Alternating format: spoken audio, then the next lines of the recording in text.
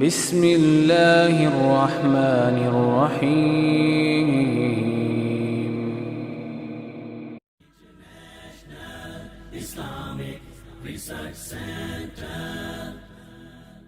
قرآن پاک میں اللہ سبحانہ وتعالی نے شوہر اور بیوی دونوں کو ایک دوسرے کا لباس بتایا ہے. ارشاد باری تعالی ہے ہن لباس لکم وانتم لباس لہن، وہ تمہارا لباس ہے اور تم ان کا لباس ہو. اور لباس انسان کے لیے حفاظت، زیب و زینت اور سکون کا باعث ہوتا ہے. انسان اپنے لباس سے پہچانا جاتا ہے.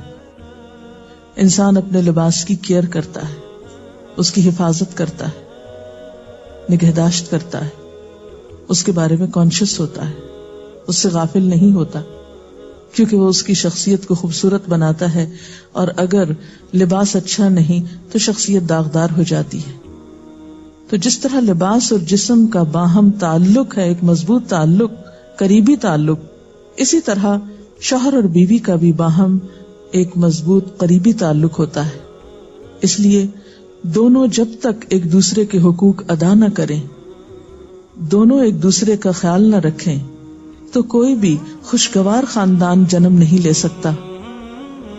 تو آئیے دیکھتے ہیں کہ اس سلسلے میں اسلام کی تعلیمات کیا ہیں. سب سے پہلے شوہر کو یہ تلقین کی گئی کہ وہ بیوی کے ساتھ اچھا سلوک کرے. قرآن پاک میں اللہ تعالیٰ فرماتے ہیں وَعَاشِرُوهُنَّ بِالْمَعْرُوفِ، اور ان عورتوں کے ساتھ معروف طریقے سے، بھلے طریقے سے زندگی بسر کرو.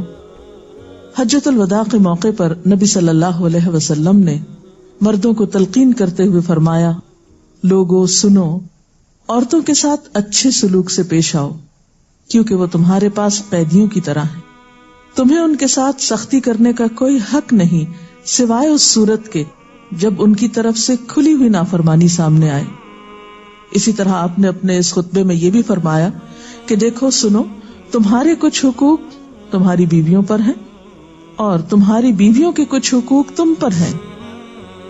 تمہارا حق ان پر یہ ہے کہ وہ تمہارے بستروں کو ان لوگوں سے نہ روندوائیں جن کو تم ناپسند کرتے ہو، اور تمہارے گھروں میں ایسے لوگوں کو نہ آنے دیں جن کا آنا تمہیں ناگوار ہو.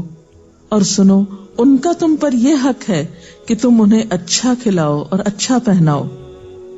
اسی طرح اسلام شوہر کو یہ حکم بھی دیتا ہے کہ وہ بیوی کے ساتھ خوشگمان رہے. اور اگر دیکھا جائے تو انسانی گمان اور انسانی سوچ انسان کے عمل کی بنیاد بنتی.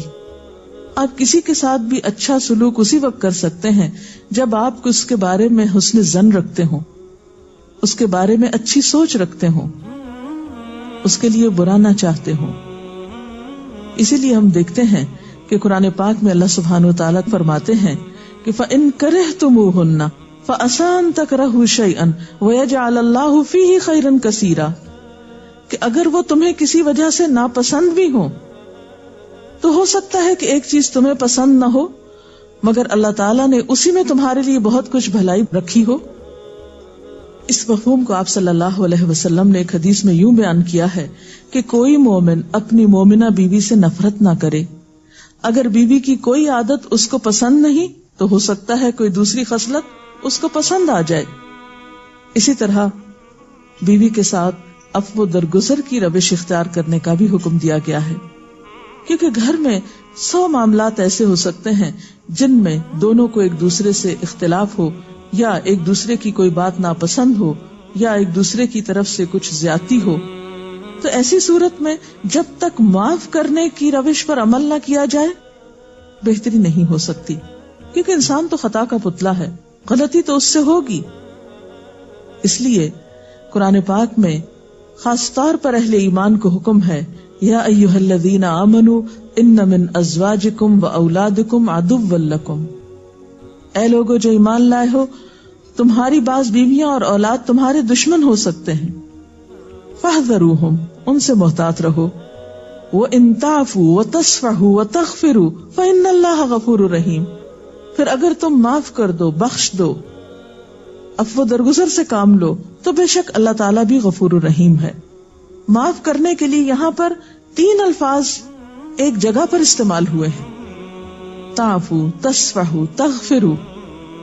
اس سے آپ اندازہ لگا سکتے ہیں کہ کس قدر تاکید ہے معاف کرنے کی، اور ایک اچھا گھرانہ معاف کیے بغیر ایک دوسرے کو وجود میں آ ہی نہیں سکتا۔ نبی صلی اللہ علیہ وسلم نے خاص طور پر عورت کے ساتھ اچھے سلوک کی تلقین کرتے ہوئے فرمایا، عورتوں کے ساتھ اچھا سلوک کرو، عورت پسلی سے پیدا کی گئی ہے اور پسلیوں میں سب سے زیادہ اوپر کا حصہ ٹیڑھا ہے، اس کو سیدھا کرو گے تو ٹوٹ جائے گی، چھوڑ دو گے تو ٹیڑھی رہے گی، بس عورتوں کے ساتھ اچھا سلوک کرو۔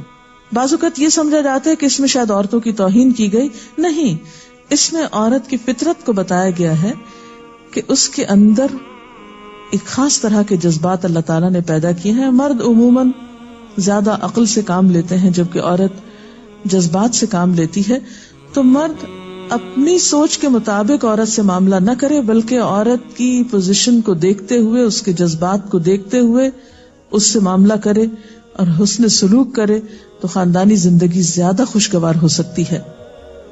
پھر اسی طرح بیوی کے ساتھ خوش اخلاقی کا برتاؤ کرنے کا حکم دیا گیا۔ آپ صلی اللہ علیہ وسلم نے فرمایا، کامل ایمان والے مومن وہ ہیں جو اپنے اخلاق میں سب سے اچھے ہیں، اور تم میں سب سے اچھے لوگ وہ ہیں جو اپنی بیویوں کے حق میں سب سے اچھے ہیں۔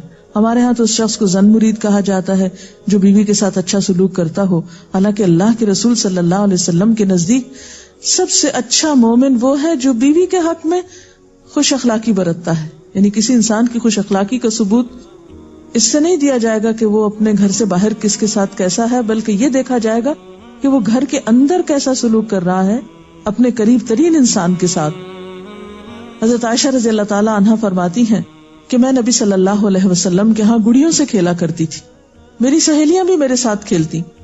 جب نبی صلی اللہ علیہ وسلم تشریف لاتے تو سب ادھر ادھر چھپ جاتی، آپ ڈھونڈ ڈھونڈ کر ایک ایک کو میرے پاس بھیجتے تاکہ وہ میرے ساتھ کھیلیں۔ اس سے آپ اندازہ لگا سکتے ہیں کہ آپ صلی اللہ علیہ وسلم کا اپنے ازواج مطہرات کے ساتھ کیسا سلوک تھا، کیسا معاملہ تھا، اور وہ ان کے جذبات کا کس قدر خیال رکھتے تھے۔ اسی طرح شوہر کی ذمہ داریوں میں سے یہ ذمہ داری بھی ہے کہ وہ بیوی کو خوش دلی سے نان نفقہ دے، اس کی ضروریات پوری کرے۔ اس سے نہ صرف یہ کہ دنیاوی اعتبار سے وہ اپنی ذمہ داری پوری کرے گا بلکہ آخرت کے اعتبار سے بھی وہ بہترین اجر و ثواب کا مستحق ہوگا۔